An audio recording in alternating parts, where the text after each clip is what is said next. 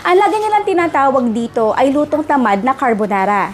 Bilang isang nanay, ang itatawag ko dito ay lutong madiskarteng carbonara. Kasi naman alam naman natin na ang dami-dami talaga natin ginagawa sa bahay at hindi na natin kailangan pa magpakulo ng maraming tubig at maghintay at masasayang yung ating gas. Kaya itong ating version na ito ay napakadali at pasok na pasok sa ating budget. Sa kawalan, naglagay ako dito ng mga 150 to 170 grams ng pasta. Ang ginamit ko nga pala dito ay fettuccine, kahit spaghetti ay pwede. Naglagay ako dito ng 500 to 600 ml ng tubig at kaunting asin. Over medium heat ay kailangan lang natin ito lutuin hanggang sa mag-absorb ng konti yung ating tubig. Halu-haluin kasi ito ay naninigas talaga sa ating kawali. After a few minutes, naglagay na ako dito ng ating 2 tablespoon ng butter, pepper, at ang ating tuna na may oil. Sinama ko na nga pala dito yung oil para mas lalong malasa. Isang lata din ng sliced mushroom, nilagay ko na ito lahat.